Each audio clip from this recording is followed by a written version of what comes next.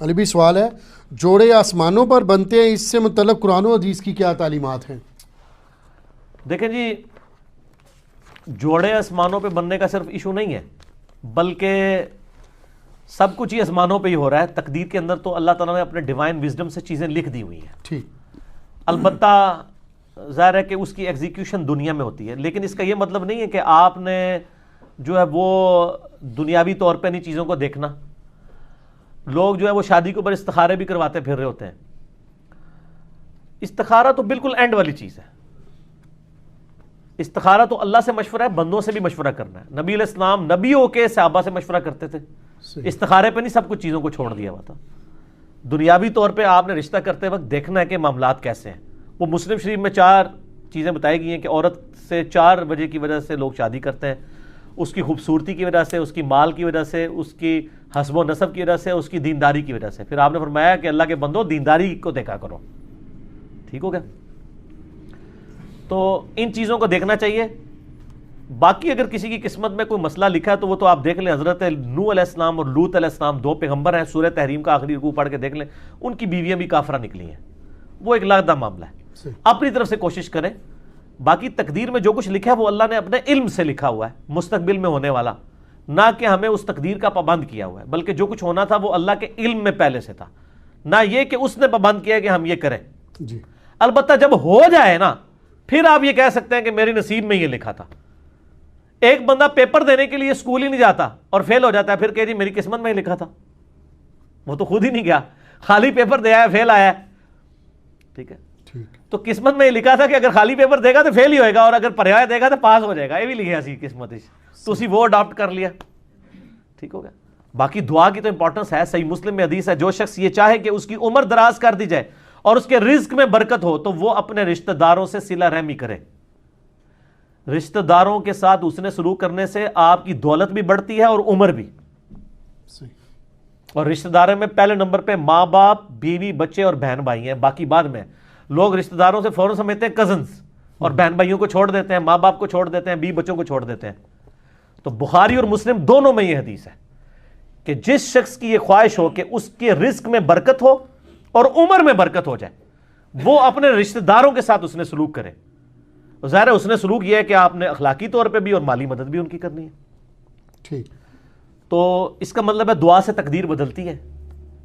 لیکن یہ بھی تقدیر میں لکھا ہوتا ہے کہ اس کی عمر تو تھی 60 سال، اس نے اپنے بہن بھائیوں کے ساتھ اس نے سلوک کیا، ہم نے اس کو 80 کر دینا ہے۔ اب وہ کرے گا تو ہو جائے گا۔ اب دنیا میں اگر کوئی شخص بسم اللہ پڑھ کے ساکٹ میں 2 انگلیاں دے دے گا تو انشاءاللہ تعالیٰ وہ مر جائے گا۔ فزیکل فنامنا تو چلیں گے نا، گہانی آفتیں ٹلتی ہیں دعاؤں سے۔ جو آپ آفت اپنے اوپر خود لائیں گے وہ تو نہیں ٹلے گی۔ آپ بسم اللہ الذی لا یضر پڑھ کے تو کوبرا سانپ کے منہ میں ہاتھ دے دیں تو یہ تو نہیں ہے، ناگہانی آفتیں ٹلیں گی۔ تو تقدیر کا مسئلہ بھی ہے۔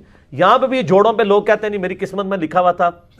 ہاں، جو ہو جائے اس کے بعد آپ کہہ سکتے ہیں، جس طرح بخاری مسلم میں آتے ہیں آدم علیہ السلام نے کہا کہ میری قسمت میں یہ لکھا تھا، تو ظاہر ہے پھر واقعی لکھا ہوا تھا۔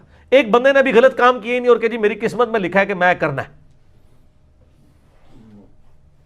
تو میں کہتا ہوں، ایک بندہ کہتا ہے میری قسمت میں لکھا ہے کل فجر کی نماز میں نے نہیں پڑھنی، تو سر میں ابھی آپ کی قسمت میں بدل دیتا ہوں کہ فجر کی نماز فلاں مسجد کی پہلی صف میں پڑھو، 1 لاکھ روپیہ لے لینا، یہ لو چیک۔ دنیا کے سارے شیطان مل کے تجھ سے ایک فجر نہیں چھڑوا سکیں گے، تو تیری قسمت اینج بدلی نا، ٹھیک ہے۔ اور تقدیر کے اوپر مسئلہ نمبر 104 ABC 3 میرے لیکچر ہیں، میں نے ڈیٹیل کے ساتھ اس میں بتایا کہ بدقسمتی انسان خود کماتا ہے۔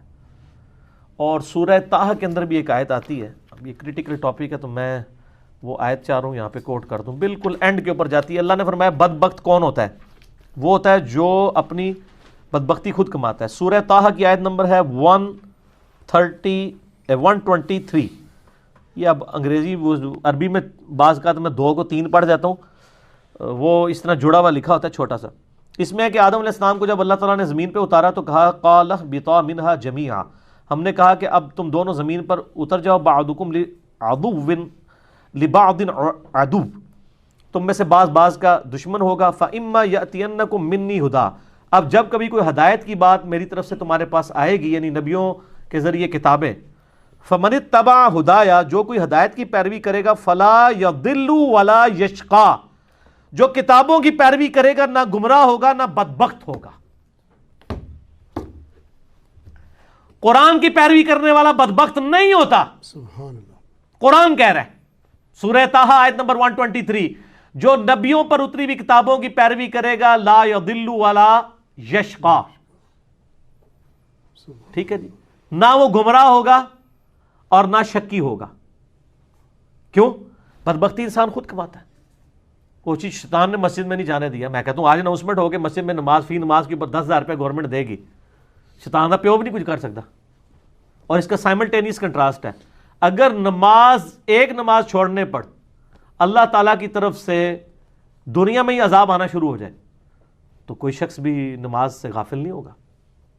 اگر انسان مسجد کی طرف نہ جائے تو اس کے پاؤں پہ اسی وقت فالج گرے تو اگلی نماز کے لیے تو کہے گا یا اللہ ایک بار میری ٹانگیں ٹھیک کر دے, میں پہلے جا کے مسیتی پہ جاؤں گا. تو دنیا کو اللہ نے فزیکل چیزوں کے ساتھ جوڑا ہوا ہے, آخرت چونکہ ادھار ہے, چھپی ہوئی ہے, اس لیے انسان جو ہے اس معاملے میں سستی کر جاتا ہے.